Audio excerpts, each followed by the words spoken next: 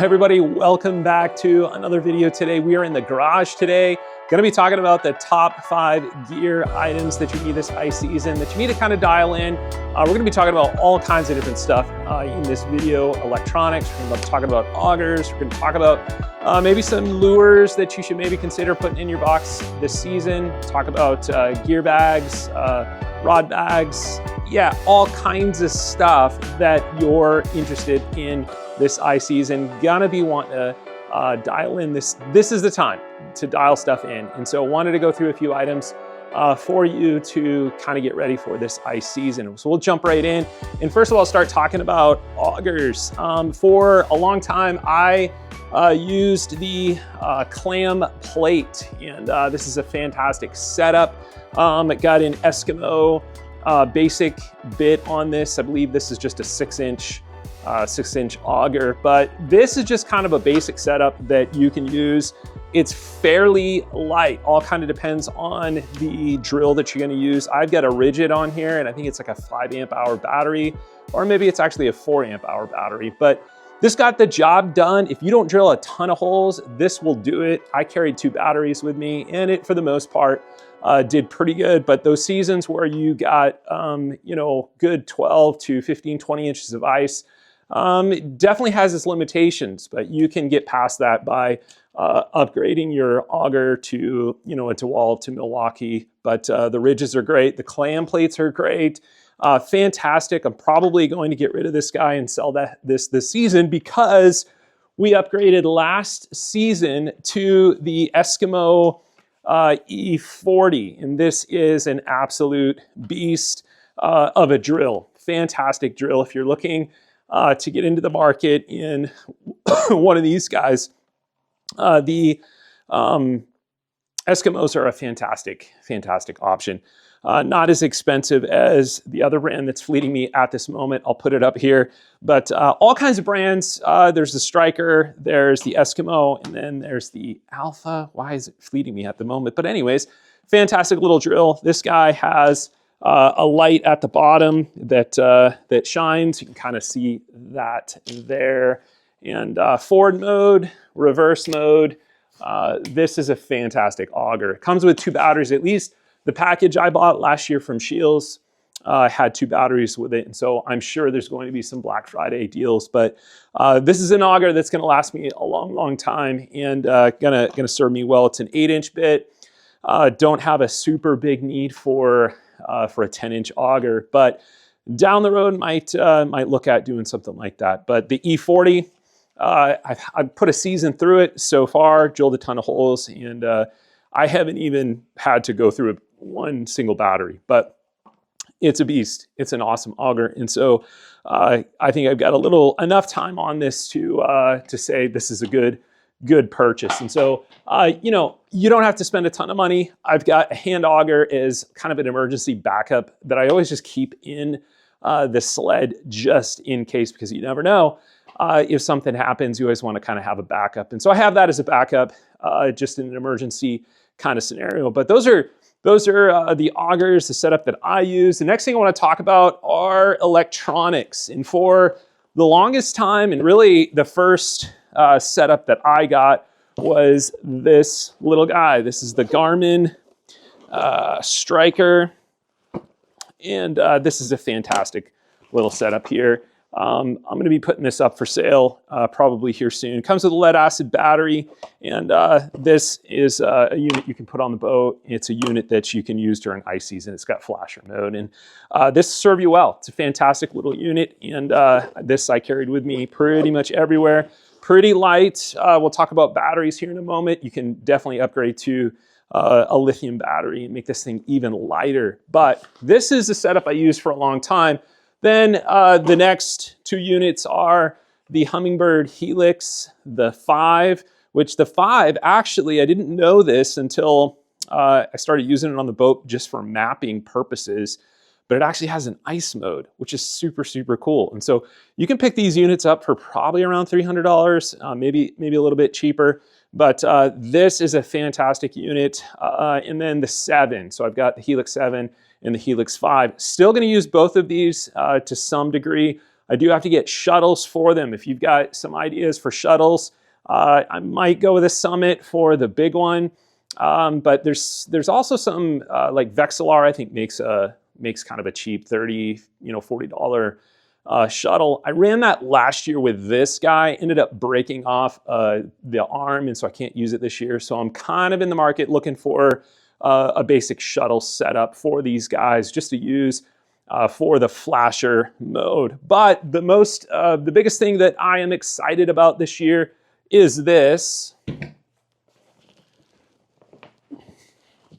We've got Live Scope, baby, and we are super excited to use this guy. This is the Summit bag, and I'll kind of pull the camera off and give you a little bit better of a peek of this guy here. This is a unit we're pretty excited about. It came as a package deal, and just kind of run through this real quick. We'll probably do another kind of overview once we get on the ice this season and start using this bad boy and give it kind of a better review. Get this opened up here. And so came with the bag, came with the shuttle, of course. Did not come with the actual head unit. And that's kind of the biggest thing is trying to, pair up a good head unit. I went with a Garmin Echomap. It is a 106SV. This is a display model that was on sale, and had some gift cards and was able to make that guy happen. But the package from Summit Fishing Equipment, it comes with the shuttle, of course. It comes with the, the shuttle. It came with the LVS 34, which we've got over here. Let's get it out of the bag. And that just kind of stores right there. LVS 34. And it also comes with the carbon fiber arm. And this is the ice model. And so I don't quite have the setup for the boat yet, but this is something that I can certainly just bring into the boat during open water season as well, and just be able to get a mount for the boat. But super excited about the potential that this opens up for locating fish, but not just locating fish, locating structure as well. And so that is going to be kind of an exciting thing to work through this year. But here's the thing with electronics: you don't have to spend a ton of money to get something that's suitable. A lot of guys still use, the Vexilars, and you can just really get a lot of usage out of those as well. And so don't think you got to spend a ton of money on electronics, but this is what our setup is, and this is what we're kind of rolling with electronics this year. With the Summit package, just kind of as a side note, you get to choose your own battery. And so I went with a 32 amp hour battery, and I think you get definitely like 15, 16, maybe up to 18 hours of run time on that battery. And so for me, that is going to be plenty for what we're going to be doing. But also in the battery world, a couple batteries that have been really go-to for me have been this little guy. I used to run this as a replacement for the lead acid battery in the little Garmin unit. And so this is a Norsk 7.5 amp hour lithium ion battery. Really like this battery, not using it for electronics, running any of my electronics this year, but what I do like about it is I can run all kinds of other stuff because it has a couple of USB ports in here as well. And so if you want to like charge your lights and your flip over, your hub shelter, charge your phone, whatever the case it might be, camera equipment, if you're doing that kind of thing, this basically is a really good little setup for that kind of application. Gives you a little indicator light on how much battery you have left in here. But this is a fantastic purchase. I think these are probably under $100 right now, but definitely a good option for having in the hut. The next one is Amped Outdoors, which has really become a favorite of mine. This is a 20 amp hour battery, and I use this basically to run my Helix 7, my Helix 5, and you get a ton of runtime. I've been on multiple outings with this battery, with that Helix 7 just running in flasher mode. and it's definitely does the trick. 20 amp hour, a good all around, fairly light battery. It's got the post at the top there. And these guys, yeah, put out a really good product. And so this is a really good battery to consider. Next, let's talk about, I've had a question about bags, and this is the 2B Ice bag. Is something that I picked up a couple of seasons ago. I think I've been running this for 2 seasons now. And this is an awesome bag because I not only have my rods, it holds 4 rods in here, pretty snug. 4 rods all set up, ready to go. Don't even have to break the reels down. And yeah, it's set up for longer rods as well. I'm not sure the exact size, but I think I got a 42-inch rod in here, a little bit longer. So, you know, if you don't run long rods, you may not need a bag like this. I know Eskimo makes a pretty decent bag. Not quite designed, I don't think, for longer rods. But what I like about this is not only is it carrying my rods, but it also has these pockets. There's 2 huge pockets in here, and what I keep in here is basically all my tackle. And so this size here, I've got some spoons in that box. I've got some glide baits in this box here. And then down here, it's kind of like order of priority, I think, is kind of how I have these set up. I've got some more spoons here, some dinner bells, some flutter spoons, that sort of thing in there. And then some Swedish pimples, you know, kind of classic, that kind of thing. And it carries a ton of stuff. We're going to be loading up a little bit more. Actually, carries one more. Yeah, so look at this. Huge amount of storage in here. And so this is kind of some other stuff for, yeah, for kokanee and whatnot, fishing, but ton of space in these bags. And basically strap this down to a 4-wheeler, strap it down to your sled, strap it down to your whatever you're using. It's got a good strap here, so you can throw it over your shoulder, throw it over this way, and grab your auger, and you don't need much else. You know what I'm saying? And so there's a lot of applications where I just got an auger, and I've got a flasher, and I've got this, and I can really hole hop and go super light without even taking a sled with me. And so great case. 2B, I think they make an Elliott model as well, same company, Two Brothers Innovations. I'll leave some links in the description below for you guys to kind of check out this gear. I'm not sponsored by anybody and have no affiliation with any of it, but it's just stuff that I use and stuff that has worked for me. And so hopefully it can work for you as well. And so let's talk about just a few more things. I want to keep you guys forever, but kind of, you know, some of the things you kind of lean upon that you like and work well for you. As you get older, you like to, you know, have the comforts. And one of those things has been this guy right here. And this is just a basic foam mat. I don't know, it's like a gardening mat or something. But man, I take this a lot with me. And instead of just kneeling straight down on the ice, I throw this guy down. You can even set, you know, your head units, your flasher or whatever on these as well. And this is just, man, it saves a lot of pain after a long day of fishing, long evening of fishing. So not a bad thing, cheap thing to have. But I have this almost all the time, especially if I'm going to set up the hub and running that, or even if I'm just hole hopping and I have my sled with me as well. But let's move on. I think I probably got like 10 items that I kind of wanted to go through and let you know about. But one of the things I'm excited for as well, Northland came out with some tungsten slim spoons. And these guys I'm pretty excited about. I think they're going to be killer for our application here, at least in Montana. I think they're going to work everywhere. Obviously, Minnesota, Wisconsin, you guys out there, these are going to be really cool. But these are tungsten, 1/8 ounce. Love the tungsten, fantastic. Obviously, it's a little bit heavier. If you've never used it before, tungsten is super good. Not only in ice fishing world, but open water as well. And then I'm super excited to try something that I haven't had much success with, at least with walleye. Maybe you guys have, but just plastics. You know, I run plastics a ton.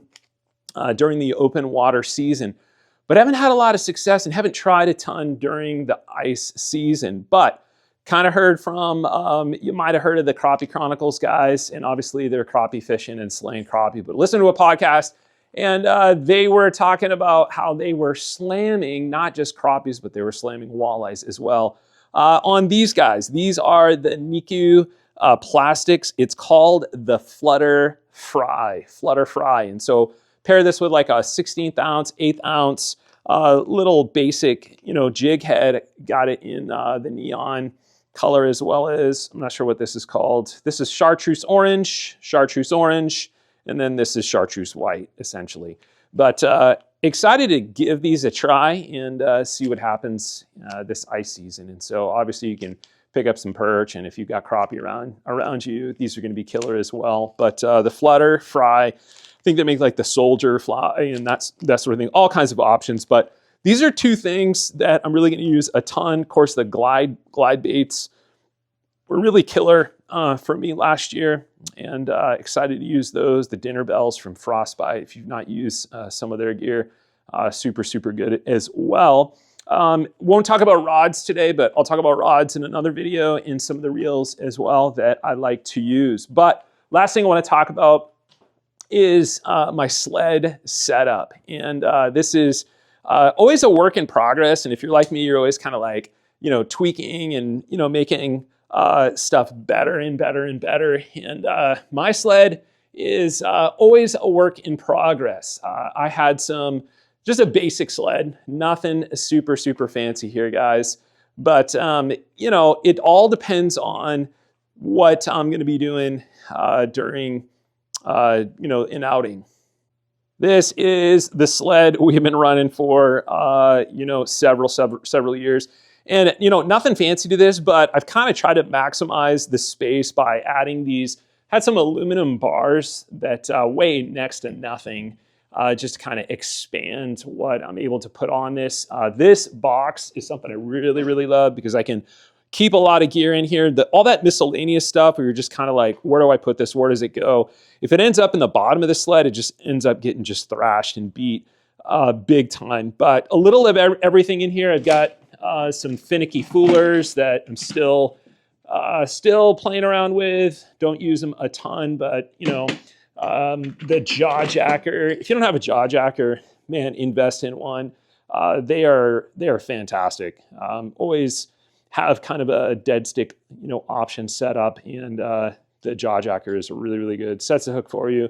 I think they have a jigging, model as well. I haven't used that, but I don't always use this box. The box is something I can take on, take off. It just kind of slides right into that little section there.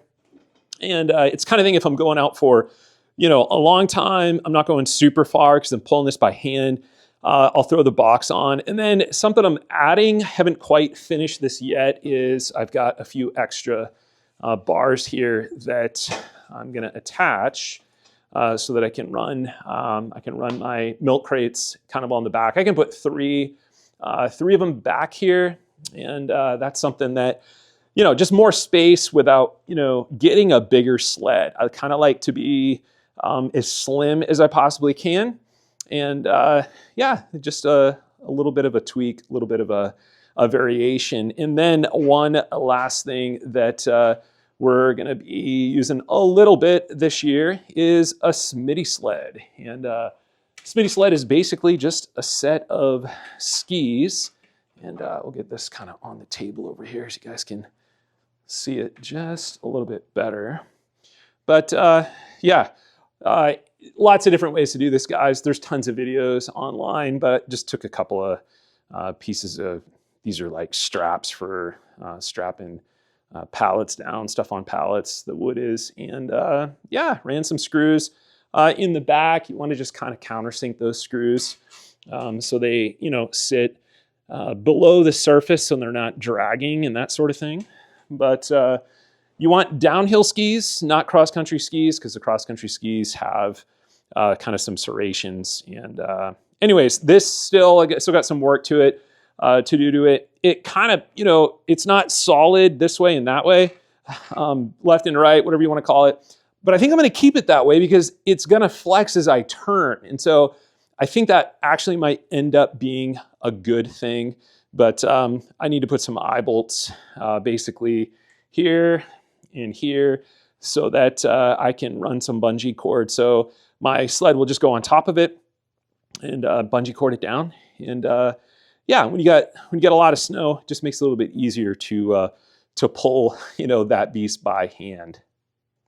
So that is essentially it for kind of the gear that I wanted to talk about. If I'm missing anything or anything you guys want to kind of talk about, wonder about, have questions about, please let me know, and we'll post a video about that. But these are just kind of some of the basic things that that I'm looking forward to using and that are important in my kind of toolkit for ice season. It is coming fast and furious, and we're gonna be hitting the ice here soon. And so be watching for some ice fishing content. Might do some camping out on the ice. Did one last year, videoed a little bit, but looking forward to maybe doing that again this year.